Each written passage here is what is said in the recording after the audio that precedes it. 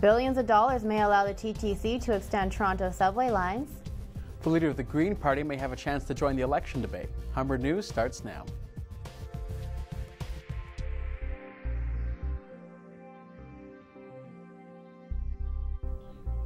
Hello, it's Thursday, March 31st. Welcome to Humber News, coming to you from the Broadcast Center here at North Campus. I'm Emery Johnston. Thanks for joining us.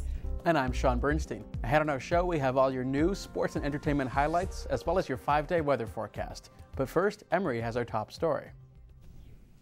City Hall and Queen's Park are putting ink to a deal today for Transit Toronto. For more on the story and how this could affect Humber, we go to Miranda Anthistle. Mayor Rob Ford and Premier Dalton McGuinty announced a $12.4 billion plan to revamp Toronto's transit system in a press conference earlier today. The expansion allots $8.2 billion for a light rail transit line along Eglinton Avenue and the other $4 billion for the expansion of the Shepherd subway.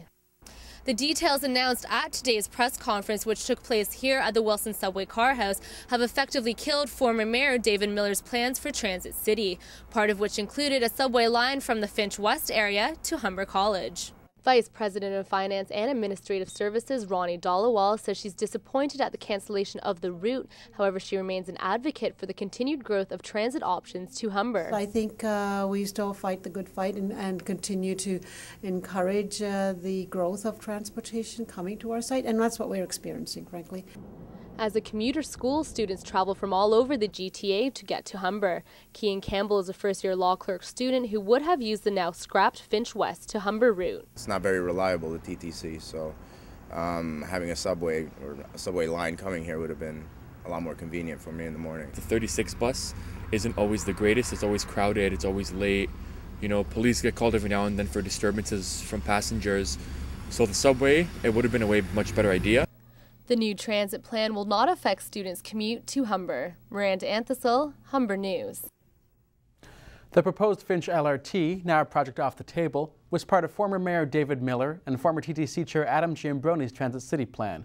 In February 2010, the Finch line was advancing in the planning stages after environmental assessment with an expected completion date of 2015.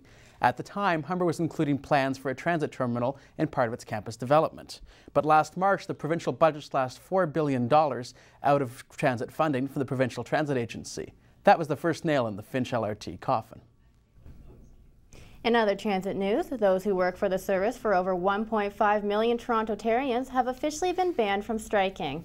The TTC union says it believes it is being pushed into a corner and will not tolerate any bullying towards transit workers after the legislature passed the bill yesterday.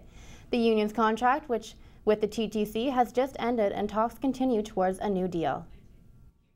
Plans for an Afrocentric high school to be part of the Toronto District School Board have officially been withdrawn.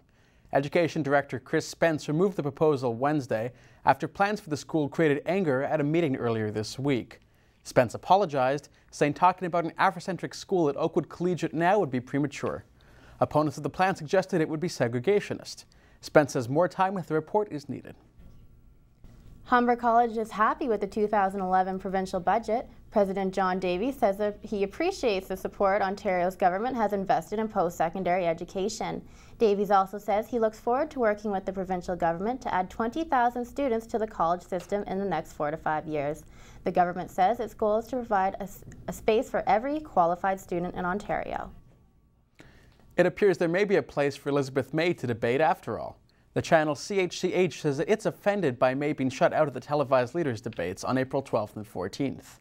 It's offering up a debate for all 5 candidates. CHCH says they would air their program on their stations in Toronto, Montreal, and Vancouver. The decision to exclude May from the leaders' debate was made this week by Canada's major broadcast networks. In federal election news, the party leaders are spread out across the country today. Conservative leader Stephen Harper is in Halifax talking about the importance of free trade to the Canadian economy. He's headed to St. John's, Newfoundland later today, the first party leader to visit Newfoundland this campaign. Liberal leader Michael Ignatieff is in Winnipeg speaking about childcare and is moving on to London, Ontario for a town hall this evening. The NDP's Jack Layton is in Montreal today making an environment policy announcement and appearing on a popular French television show.